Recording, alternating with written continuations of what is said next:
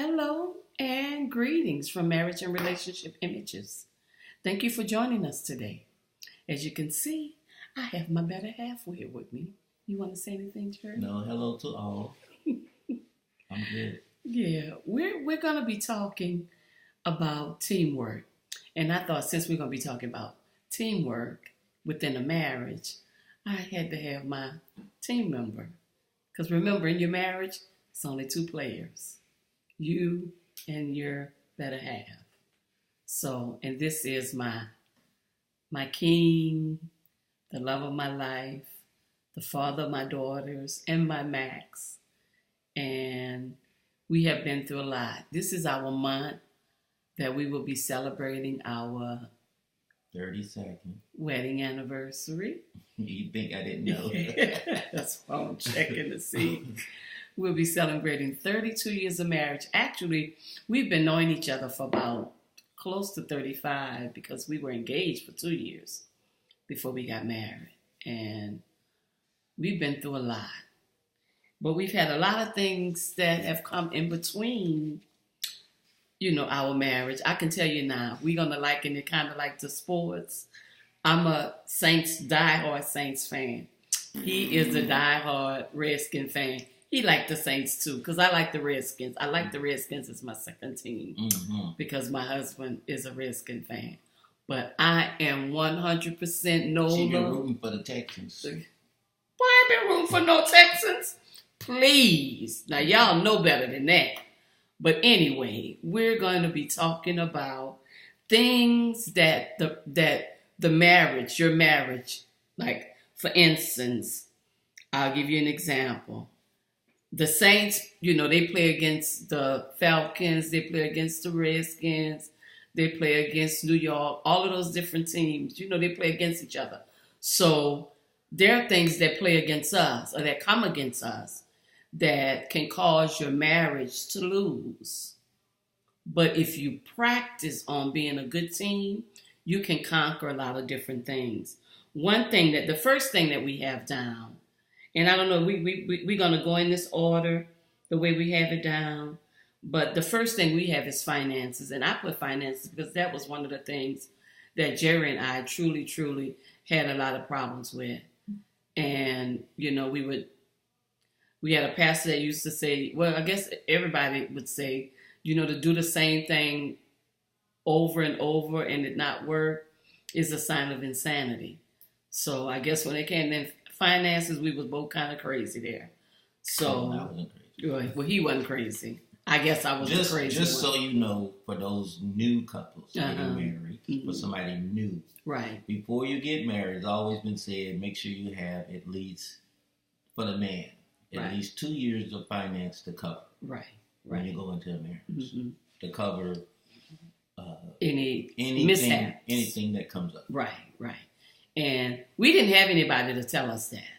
We learned by trial and error. What you say, Jerry? By trial and error. Mm-hmm. So, but our parents was always there to support us. So when we needed, but you don't always want to run to mama and daddy if you can help it. You want to be able to do things on your own because that's one of the reasons you got married, to forsake all others and be able to do things together as a team. So when it comes to finances, like my husband said, savings, you always want to have money saved for a rainy day. Another thing is that a budget. Have a budget. Sometimes don't live beyond your means. That's right. Sometimes, and that was one of our problems. One of the things that you need to do, if you do a budget, and you have a little bucket with everything, after everything is paid, don't wait for the pink slip to come. Or the yellow slip, or whatever color the slip is. I think I got every color slip you could get. But thank God, we had a better place in our life. But you don't want to wait for the pink slip or the yellow slip to come. Pay it when it comes. Have a budget, pay it, put a certain amount aside for your groceries. And whatever you have left over, then you and make sure you save. Pay your tithes off the top. Then, make everything else work. Do a budget. And there's so many free things on your computer that you can go to that can help you budget. take advantage of it, especially if you're with a credit union or bank that offers that for free. Take advantage of it. Everybody's budget is different. Everybody's budget is different. And then also, it's always good to know you shouldn't hide anything from each other. That's right. No, well, this my money, this your money. Right. You pay this for the house. Right. It's you all live in the same house. You're going towards the same goals. So that's right. You should know all the issues. Right. Everything. And sisters, y'all know how we are. We good at, hiding the new pair of shoes in the trunk of the car, and sometimes that stuff catches up with you. And I'm not saying, But don't. You're hiding, you're missing something. That's gonna move to something else down in there. Exactly. That has to do with trust. That has to do with trust, right? What do you need to hide it for? Right, right. And the next thing we're gonna say is children, because that's kind of the next thing that come along in a marriage is your kids. You start having kids. For those that have them. Yeah, for those that have them. For children. Those that want them. Right. Children can be something, especially even being little. They will learn how to pitch you against one another. So one thing Jerry and I have always said, he would say, did you ask your mama? And then I would say, did you ask your daddy? Now that's something we learned from the beginning. That's two things that we're proud of that we did right, and that was raising our daughters. They have grown to be two wonderful, beautiful, God-fearing, just great girls, great women all around. And mainly because one thing we knew that everybody wants the best for their kids. And you always put your best foot forward. But they will try you as they're growing up. When they become women, then you're done. Go ahead, let Max in. He got to go let Max in. I'm going to talk a little bit about the girls, about the kids. Because we as mothers, we bear the kids, and mostly it's our responsibility along with our husband, because Jerry didn't get off on changing diapers or making bottles or none of that. Your husband can play a part in that as well. I mean, a lot of times, my husband being a Marine, he was gone. So sometimes I felt like I was a single parent because I was home with just the girls. He was in Japan and going away for different schools and stuff. So that meant I had to be home to raise the girls, to do what needed to be done. So a lot of times we wrote each other a lot. He would write, he would call me on the phone. I would always try to fill him in on what was going on with the girls. So, but it is so important that you not let your kids divide the two of you. Even if y'all wind up separating or divorcing, your children should always be the primary reason that y'all can come together on one accord when it comes to raising your kids. Mm-hmm. What you say? It's time to move on. Oh, okay, it's time to move on, he said. But I just want to let you know, just try to be on one accord when it comes to raising your kids. Family. The next is family. Hmm. And we all know, family is family. But the Bible says, when you get married, that what God has joined together, let no man put asunder. Let no one separate the two of you. No one can separate you. Not your mama, not your daddy, not your sister, not your brother, cousin, Auntie Pookie, whoever it may be. This man should always come first. This woman should always become first. This husband should come first. I'm talking about husbands and wives. I don't care what it is. When y'all come together, even if y'all angry with each other, y'all angry with each other. Don't bring that to your family. Because then they're angry with him. And then 3 hours later, we kissing and hugging, we all good, but then they mad. So try to keep what's going on in your household within your household. And it's a different story when it comes to abuse. That's a totally different issue. So you don't need to be married. Right. If you're in an abusive relationship where somebody's beating on you or hitting on you, then yes, you want to call you want to talk out, you want to speak out, because we lost. I call her my little niece, but my cousin, to an abusive relationship, and we all had to look in the mirror and ask ourselves, what was it we did wrong? Because then you start questioning yourself. Why didn't they feel comfortable coming to talk to me? Why didn't, we go and see about her and check on it? And that hurts. So nobody should stay in an abusive relationship. But at the end of the day, if your husband is not wanting to be at your cousin's house, then you can't go to your cousin's house. You shouldn't want to go to your cousin's house. If your husband can't go, if he's not welcome there, you understand what I'm saying? If somebody ever tell you your husband is not welcome somewhere, then y'all the same. Then you need to find out why too. Yeah, you want to find out why. What happened? You can find it out amongst yourselves. Right. You can find it out amongst yourself. You can make a phone call, honesty, and try to work it out, and work it out with that cousin. No, with your spouse. Well, with your spouse, but then with the cousin too. I mean, you want to reach out. You don't want any broken bridges in your family, because your family really is an extension of who you are. His family is an extension of who he is. My family is an extension of who I am. So you do want to try to be a repairer of the bridge, especially if you're Christian, if you're supposed to be Christ-like. We're supposed to know how to forgive and move on. So I think that's the next is a job. Now we all know, I'm going to tell y'all, my husband likes to work. From the day I met him, he was a Marine. He's still a Marine. He still have the mind of a Marine and the work ethics of a Marine. And he is the jewel to almost any job that he has had. People just take to him because he works selfishly. And a lot of times I have to make him take off. I have to make him take vacation.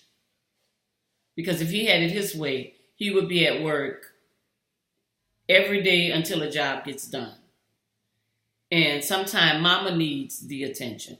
The children need the attention. If your daughter got a recital, and women too, we got some women that work that way as well.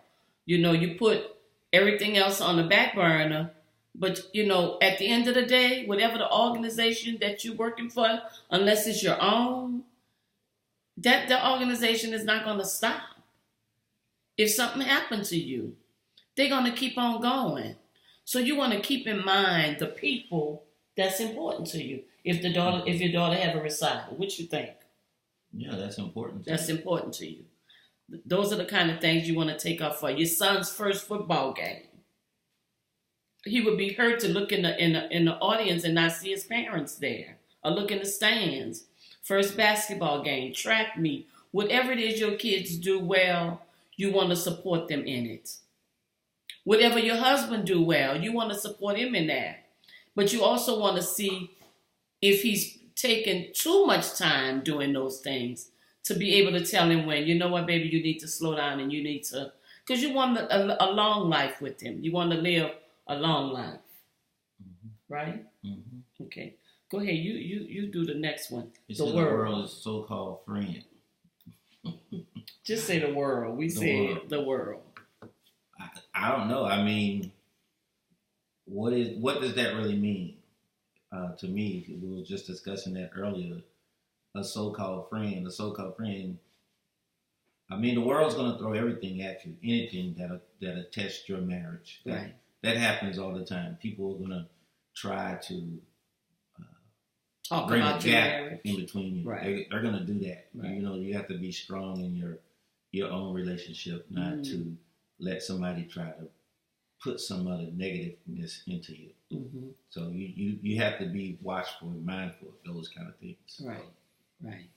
So and I think that a lot of married couples, when you first get married, a lot of times you have a lot of single friends, and I'm not against having single friends. Like I said, it took us. It didn't take us. We took 2 years before we got married. Right. That's different for everybody. If you know Right. this is the person that you want to be with, Right. then you be it. But you need to be open and honest Right. up front Right. and figure each other out at the Right. beginning Right. so that you know all the things. Because if you go and say, once y'all get to live with each other and all of a sudden this person wake up with all kinds of things and you be like, oh, I never seen that person like that before, Right. then it's like a shock. You never knew that person was like this. Right. Or when they wake up in the morning, they do these strange things that Right. you never had seen or have experienced before. So, but you need to know those things, Right. all those things. Right. You need to know that this person has to call this person for, I don't know why they would, but they just have to call this person all the time. Mm-hmm. Those kind of things. You need to know all those things. Mm-hmm. That's being open and honest. Just getting it all out in front. Right. So get to know your other half, so that you before you get married, if you can, if it's possible, right? It's possible. Spend a lot of time asking the hard questions. Marriages tend to last longer when you're honest, right? Up front. That's right. When you get to know things up front, right. But you have to be there, right? You can't be somewhere else, right? Right. Even when you're sitting there, you can't be away, right? Somewhere else. Right. Right. No hiding, no cheating, no nothing. Right. Just right. Be up front. That's right. That's right. And it don't happen always in marriages. If someone strays away, you think a marriage can survive? Sure it can. Ours did. It survived. We had a lot of pitfalls in our marriage. And I look back now and I thank God that we did make it, that I was wise enough to know that this man wanted nothing but the best for me. Even when I didn't even deserve to have him to trust and believe in me again, he did. And God restored everything back. That the cankerworm, the locust worm, everything, he restored it back to us. And mainly because when we were going through the rough times, we found a church. Before we say, okay, it's over, we sought after God. The Bible said to seek ye first the kingdom of God and his way of doing things and his righteousness. And all these things will be added. Everything will be added back to you and added unto you. So that's what he did for us, and he could do it for you. So the next thing we have on here is intimacy. Now let me say this first. I'm gonna say this first. Intimacy don't always mean sex. It don't always mean lovemaking. Lovemaking to me starts the first day of the marriage till the day y'all lay down and dead part you. Because you're supposed to make your partner feel like you are the best thing since sliced bread. If she walking around the house. Better than sliced bread. Anything. I said that. The best thing since sliced bread. And you better than sliced bread. But anyway, every now and then she like to be held. Just come up behind her and just give her a big old hug and kiss on her neck. Okay? And don't want nothing from it.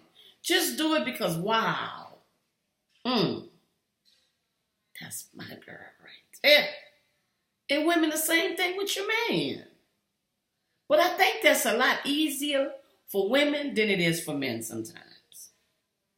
Men get caught up in so much stuff. The news, sports, work, So intimacy to me is all day. It's going to the park and eating ice cream. That don't mean you have to walk around all the time and say, honey, baby, sugar. No, you don't want no toothache. You don't want to give her no toothache. So you don't have to walk around all the time and say, oh, dearie. And it's not what you're saying.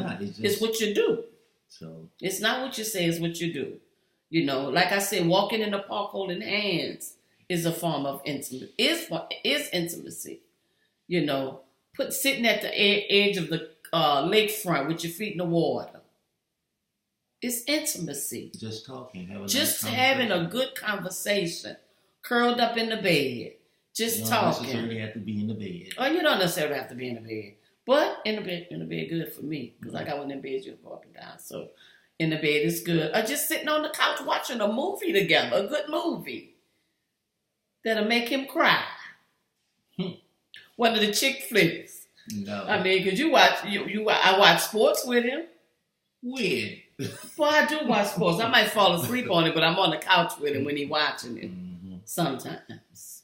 But just know that intimacy, I'm going to be honest with you. Sex is great, but intimacy to me is better. Because if you have the intimacy, you got that love, you can eat off an ice cream cone together. He won't if I got lipstick on. It's called backwash. He ain't gonna do the licking if I got on lipstick. But if I don't have on lipstick, he will. He'll drink after me if I don't have lipstick on. It's called he ain't doing the lipstick thing. But anyway, we're gonna go on to the next one, which is talk about trust. Honesty and trust. I think a lot of this tells you to do with trust. Right. You can't be able to do any of these things unless you have honesty and trust. You really cannot. You cannot do none of these things without honesty. You need honesty and trust. You need communication, which is part of the passion. Which is the last thing. If you're not communicating, something's gonna fall. That's right. That's right. The other day in the bed, Jerry and I were talking about a form of communication called mirroring. Oh, mirroring. Because he and I would do that a lot with each other, and I don't think we were doing it for the right reasons all the time. A lot of times we was doing it to prove our point. No, you was trying to prove a point. He said, I was trying to prove a point, but he do it too. He tried to prove a point. But that's not what mirroring is about. Mirroring is being able to know that you understand what your partner is trying to convey to you. It takes listening. It takes listening. And if you don't understand, ask. You can't normally answer a question until you listen to what the full question is. That's right. And then if you don't understand, then you can say, okay, let me see if I understand what you're saying. Nicely. And repeat it back. Nicely. Because all that's important now. It's important. It's important. How you say it. The tone is important. The tone is important. Exactly, honey. You want to make sure you have the right tone and that you season your words when you saying it back to each other. Okay, honey, let me see if I understand what you're saying. You just have to say, hey, let me see if I understand what you're saying. I can say honey if I want to. You can. I say honey a lot. Okay. I would say, honey, let me see if I understand what you're saying. And repeat it back to him. So we're learning, along with a lot of you, how to do mirroring the right way. Because it's not to correct somebody. It's not to prove a point. It's to make sure that you're understanding what each other is saying. Am I correct? Mm-hmm. Okay. So we've been trying to make sure we mirror. And we're talking about teamwork because I was telling my husband this morning, I'm his number one cheerleader. I really am. And I asked him, I said, do you believe I'm your number one cheerleader? He said, mm-hmm. But he had his iPad in front of him at the same time. Interrupting my game. And he was playing his game. So I asked him, how do you know I'm your number one cheerleader? And then he said, how you don't know I'm your, don't think you're my number one cheerleader. So we went back and forth for that, but it got funny at the end.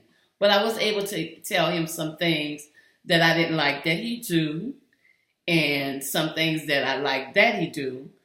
And that's good to do. Communication is important, even after being together and knowing each other for close to 35 years. Married for April 20th, it'll be 32 years. And we still have to learn to communicate properly with each other. So that's pretty much what we have for today. Again, we getting ready to launch our website. It's going to be www.marriagerelationshipimage.com. So we would love for you, if you go there and can't find it, or you go there and it's not really updated yet, give me a chance. I am working on it. It's going to be thebomb.com. So Again, I'm going to add it to, my marriage and relationship page. But I want to thank you guys for joining us today. Hope you guys have an awesome week. Had a lot going on last week, but I hope you guys really enjoy your week. And please share this. Share this video. Go to our YouTube channel. It's marriage, the and sign, relationship images. We're on YouTube. Subscribe to our videos. Share it on your Facebook page. Share it on your Twitter page. We would love, love, love for you to share it with your friends. Okay? Thank you for being a blessing to us, and we enjoy being a blessing to you. Be blessed.